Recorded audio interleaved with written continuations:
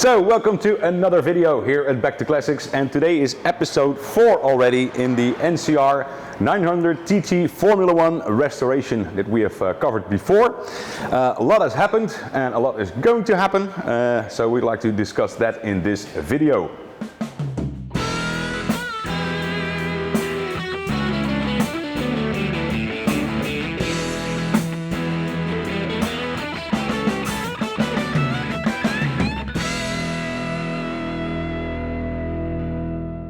Okay, so last episode you saw the frame ready for painting together with the wheels. That has all come back now, and as you can see we have started with the assembly of the frame, swing arm, everything is now good to go. Little repairs we did on the frame, like the mounts for the rear shocks and the removal of a side stand that was fitted at some point in its life. So that's all covered, newly painted, and it is now good to go. Same goes for the wheels. These are the original Campagnolo wheels that were still with the bike. Little repairs, threads especially around the for the front around the brake discs, which is a known problem with these casted wheels. Anyway, that's all been covered with time certs where they are necessary. So these wheels are good to go as well. Tires we have already in-house for this project, racing tires from Continental that are going to be fitted. So that's all done. We started also with the clip-on handlebars. These are now preliminary fitment.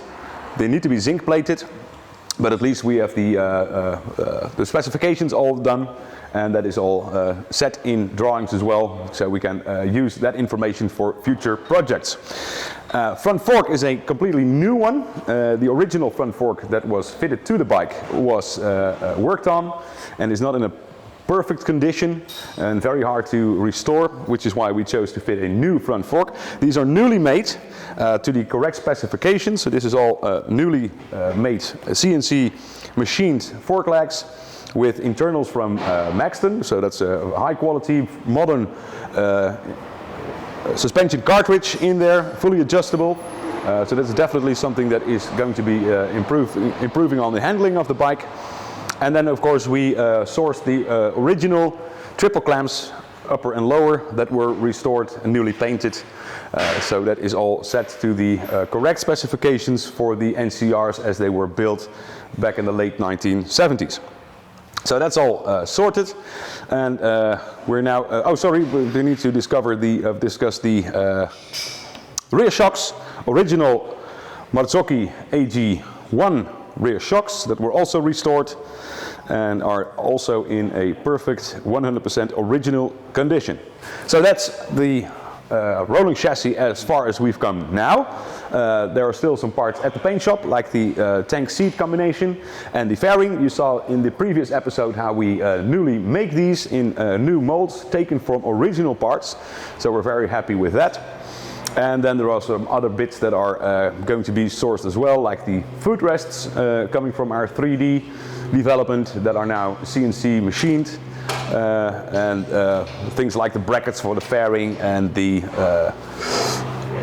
bracket for the ref counter, and also for the holding the oil cooler, which is going to be here. So these are all going to be manufactured from our 3D project. So now on from the engine, a lot of things are to discuss there as well. So the engine, as you can see, it has been completely rebuilt. And of course done to the correct specifications. You saw the parts in our last video that we discussed when we took this engine apart. So this is now completely good to go again. Everything set up and worked on. Beautiful engine, and different in many ways to what we find on the street versions of the 750 round case engine that this was based on. And for that reason, as discussed before, we have done a lot of work in our 3D department where we took care of this opportunity to get all the parts and all the specifications in 3D, and that is what you can see here.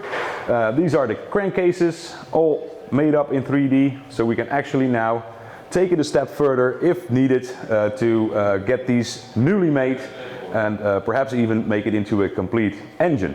So not only the crankcases are different, they're different in many ways. It was a small run of around 30 to 40 castings we think were made back in 1978 to get the sump narrower in order for the exhausts to be tucked into the line of the bike, so to speak, in order to increase the ground clearance when cornering. But a lot of other things changed and were improved as well, like the oil flow, which now is completely external, which means that the oil goes from the oil pump into an oil cooler, and from there it is distributed throughout the engine to both cylinder heads, the crankshaft, and even the gearbox has its own oil feed, something you don't see on street bikes either. So differences, many differences compared to the street bike, and especially made for racing. That about the cases, but we went a full step further, of course, also creating the crankshaft.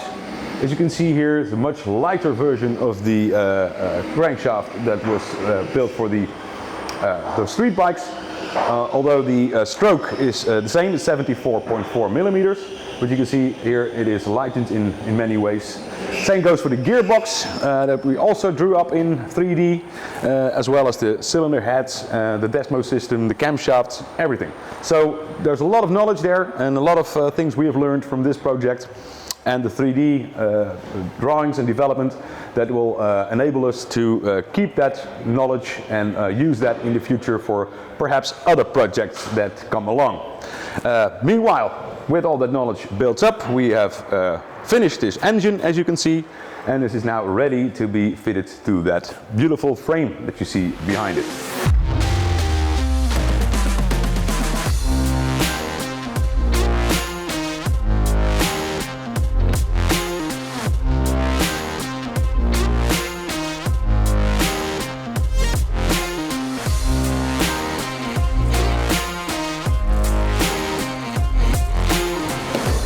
So we prepared the engine to go into the frame.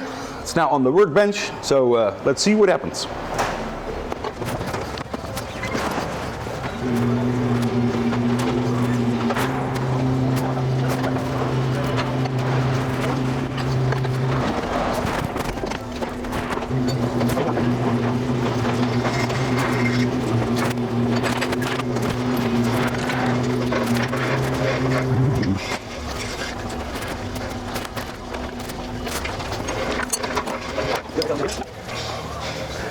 So I'm trying to align the holes in the frame with the engine, of course. That's one in.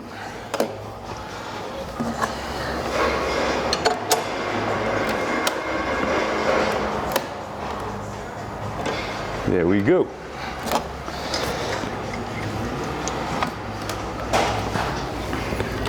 And now we can fit the rear bolts.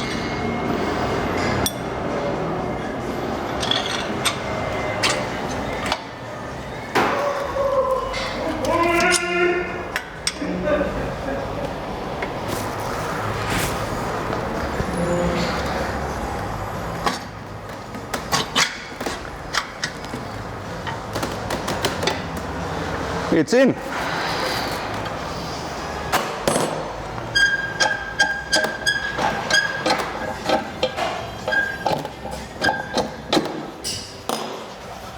Okay.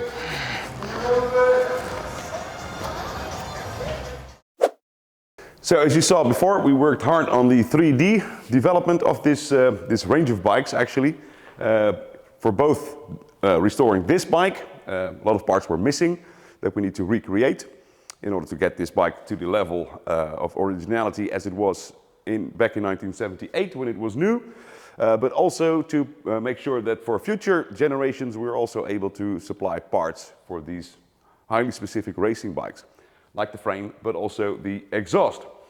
And the exhaust in this case was missing. There was no original part of the exhaust system left, so we only had pictures of original bikes to go from.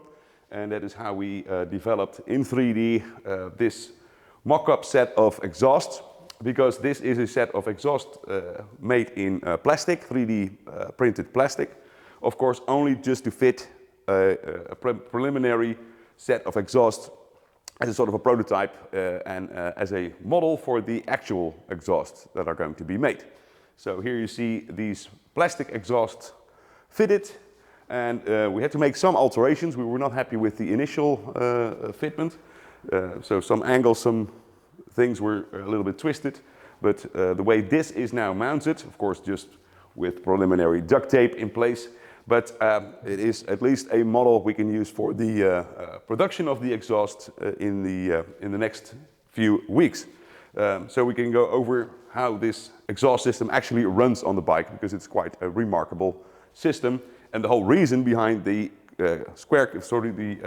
engine cases being so narrow in order to get the exhaust tucked in. So let's go over them in a little bit more detail.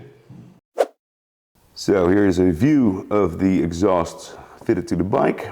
You can see how close the exhaust runs next to the cases in order to get as much ground clearance as possible. Again, this only being a set of exhausts in plastic, which will of course later be made in steel. Thin-walled steel that will then be ceramically coated in black.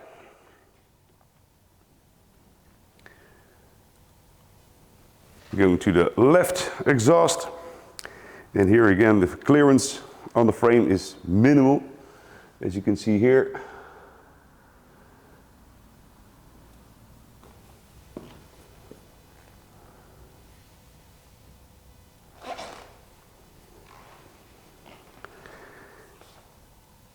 And that is how we are going to fit this exhaust system.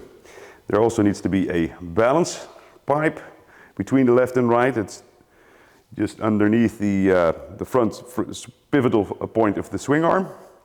And that is also going to be added later on when we have the first real steel prototype in our hands. And here's a quick view from the rear, with the left exhaust muffler, so to speak, coming out much further back than the front, both clearing the swing arm, obviously,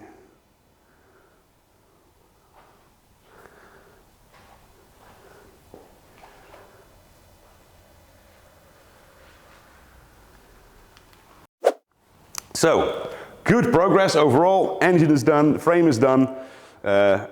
But a lot of things to do as well before we can actually enter this bike into an event that's hopefully taking place this summer still.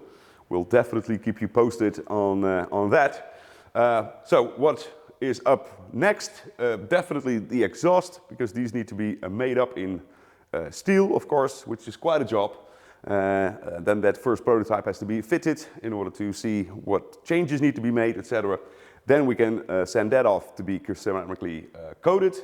We're also waiting for the paint shop to paint the tank seat combination and the fairing, and a lot of brackets to hold things in place, like the oil cooler, the fairing, etc. They all need to be made up in-house. So that's what we're going to do. Of course, electrically the bike has to be finished. Then the wheels need to be aligned. Bushes made, axle made, etc. The tires can be fitted then. So that's up for jobs in the next couple of weeks. Meanwhile, we have refurbished the complete braking system of that bike, complete shaved calipers, front and rear, with racing brake pads, newly built master cylinders, front and rear. So these are all done. They need to go on the bike. Then of course we need to sort out the brake lines, get them in the correct length and make these, as well as the oil lines for the external oil cooler that this bike is going to have, which feeds the cylinder heads, the crankshaft, the gearbox, etc. So these also need to be made up. So a lot to do actually before we can actually finish this bike and test it on the racetrack where it belongs. So that's up for a next episode. We hope you very much enjoyed this quick update on this NCR project, both for the restoration of this bike and our future parts program that will be available for these racing bikes as well. So we hope you like that. Thank you very much for watching. Toodle-dokie, and see you next time.